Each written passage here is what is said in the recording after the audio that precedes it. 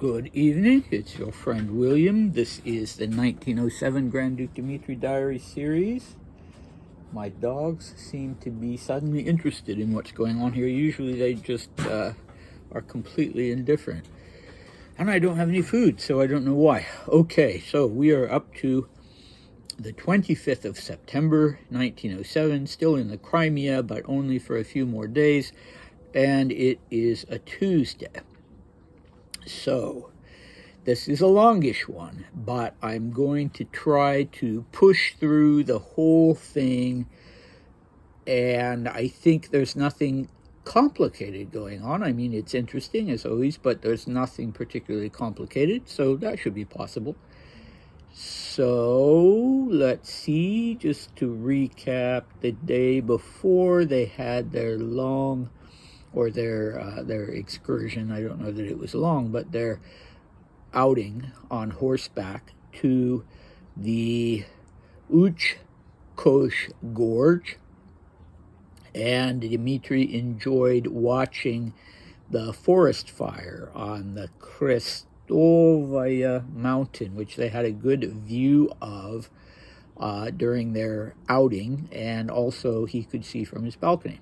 So yeah, I guess when you're 16 years old, something like that is more exciting than depressing. All right, let us dive in. Today I got up, as always, and we went swimming at 8 o'clock, after which we drank coffee and studied until lunch. Toward lunchtime, Dr. Nikitin came, but stayed only very briefly. He really just came to say goodbye. From 11 to 12, I spent almost the entire time developing photographs. It's quite an engaging occupation, but requires masses of time.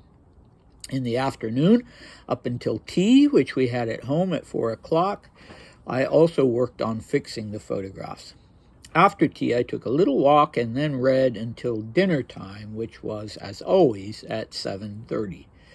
Today, we had a long conversation about how we would travel to Sevastopol on horses, as had already been decided, or by boat, and we unanimously decided that it would be better to go by boat. But which boat? At first we thought we would go on the boat of the naval commander, Admiral Virin, but after speaking to him, it turns out that his boat will be in use, and it would be impossible for us to travel on it. So now the question is whether Tyotia would be all right with the idea of us going on a passenger boat. And in order to avoid an unpleasant incident, we sent a telegram to ask her. It was a very quiet day, one might even say boring. No one invited us anywhere, though we'd assumed Aunt Minnie would ask us to lunch, and we wanted to ask if we could have dinner with her tomorrow. We thought about going to Countess Alsufyeva's for the evening, but she was sick and invited us for tomorrow evening. We'll have to see, though, because we might still go to Herak's. There are still 3 days before our departure, Wednesday, Thursday, and Friday, and then there will be 2 or maybe even 3 traveling days, Saturday, Sunday, and Monday morning. And then we'll go to bed in Moscow, and a week from today I'll have to think about my lessons, but I'm not really troubled by that. I might even say I'm glad to be walking to Neskuchny again, or along the streets, and to dance class and to the Kleinmichels, or drive to the theater.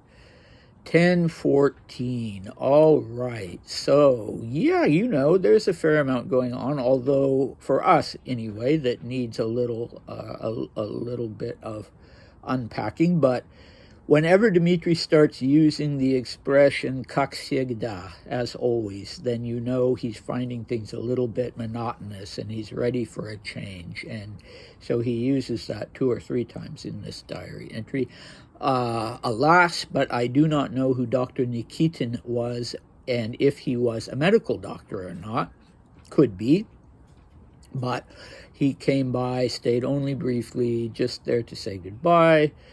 Then this hobby that appears to be relatively new, not just taking photographs, but developing them. Dmitri, it would, whether it was a new hobby or not, it would It would stay with him the rest of his life. And at Schatzalp, even, when he was at the sanatorium in the Swiss Alps where he died, he set up a little dark room in the cellar. And when he was able to, he would develop photographs there. And he, in fact, in his diary mentions that he bought a new state-of-the-art camera while he was there, a Kodak Retina 2, and he also bought a little,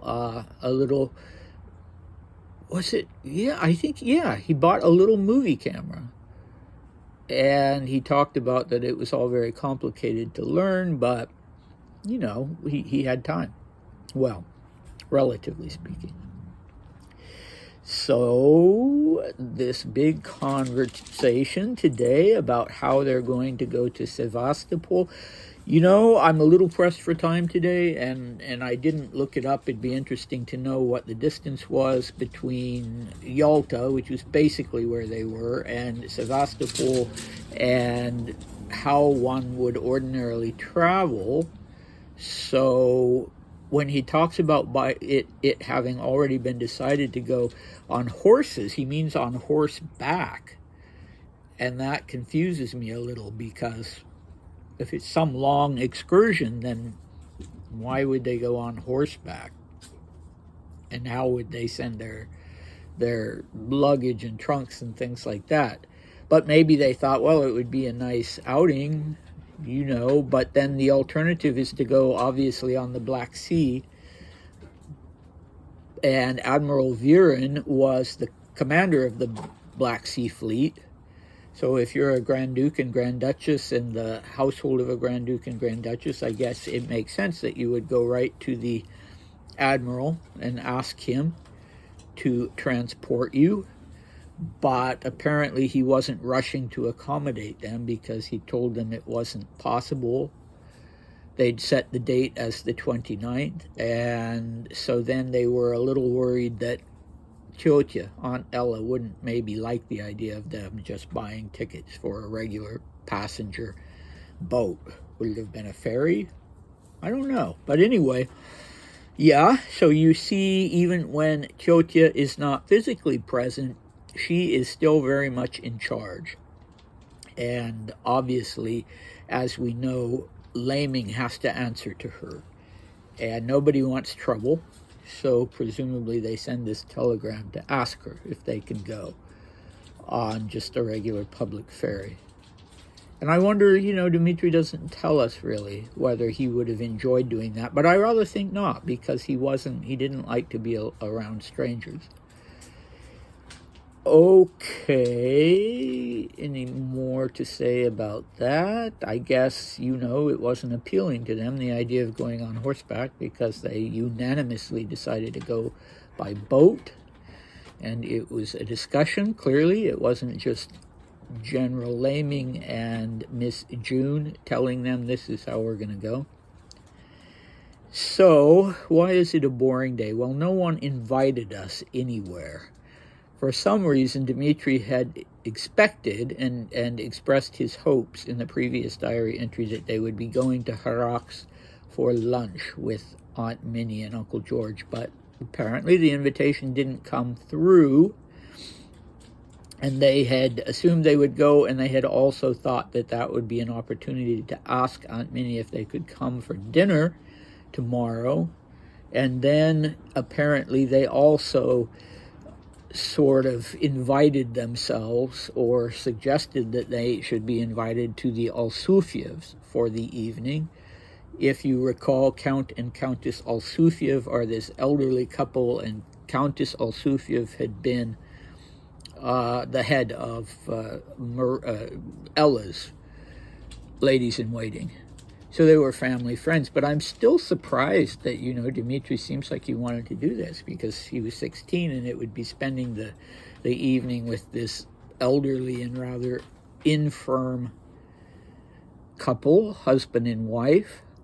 He's still hoping to go off to Harax. I guess it's rather touching that he and Maria want to spend time with Aunt Minnie before they leave, and they enjoy being in this family atmosphere at Harax. But Okay, he's counting the days. Boy, not that ordinary or usual, I guess, for people to be anxious to be finished with their holiday. But he wants to get the heck out of the Crimea and back to Moscow, even though that will mean having his nose to the grindstone, and he will be doing some serious learning and studying when he gets back. You know, he doesn't have much longer to go. He will be entering the cavalry school before too long, and so he needs to finish up. But he's not dreading that. You know, he never seems to have really disliked learning. You know, he would resume it when he was in London and wanted to study political economy and a few other things. But, so, you know, he's not worried about starting up with his schooling again. And in fact, he's happy to be resuming the normal Moscow activities. So we get a little preview of the sort of things that he'll be doing in Moscow and his sort of habits in Moscow. So he'll be taking walks on foot to the Niskuchny Palace. So I'm not sure which palace Ella was living in, but the Niskuchny Palace was another of the Moscow palaces that belonged to the imperial family at the time. Yeah, I mean, when Sergei had been the governor general, they'd been living in the Kremlin compound, and then when Sergei resigned, shortly before he was killed, were they living in the Niskuchny? I just don't know. You know, there are many of you who are watching this, if indeed there are many of you watching this at all, who know Moscow or know the Romanov palaces better than I do. But apparently it was close enough to wherever they were living in Moscow that they could take walks there. And we will also see that when Dmitri is doing outdoor activities like hunting and things like that, Niskuchny is where he goes to do it. Did I already mention? No, I don't think so. The word Niskuchny, the name means not boring. It literally means not boring. So, you know, we can infer from that it was a pleasant place. And what else is he looking forward to? Well, he's also looking forward to being out in public, taking walks. That surprised me that he would go out in public and take walks in the vicinity of the palace in Moscow because of what had happened to Uncle Sergei. And you know, only the year before the October Revolution, the 1905 Revolution. So, you know, and you recall how anxious poor Dmitri was, that people might want to kill him. And he didn't want to be in Moscow at all for a while. He said that while he was there, he felt had a sort of heavy soul, sort of feeling of oppressiveness. But now, you know, he's happy to be going out and walking along the streets. So good for him. He's looking forward to dance classes, not something he necessarily appreciated much when he was 14, but now he's 16. Maybe he's a little more social than he was back when he was 14. And in fact, he also is looking forward to going to the Kleinmichels. And I wonder, you know, I just have not been able to pin the Kleinmichels down, even though my own godmother is a Kleinmichel. And her father was Count Vladimir Petrovich Kleinmichel, and he became important in exile because he was in charge of, he was sort of the financial, what's the word? They weren't his wards, but he was financially in charge of the household of Grand Duchess Ksenia, who'd been more or less abandoned by her husband and had all these children. And I think he was actually a little younger than Dmitri, but I think it's a different branch of the family. I don't think these are the Kleinmichels who were in Moscow.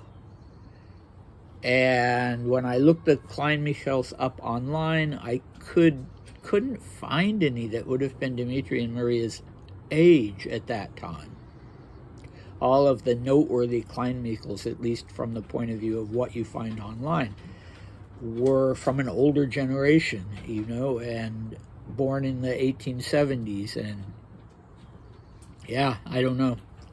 I would be terribly grateful for any information that any of you have on that. Unfortunately, my godmother has Alzheimer's, so I missed my opportunity with talking to her about that. So let us leave it at that. Let's see, what date was this? This is the 25th. They're leaving on the 29th.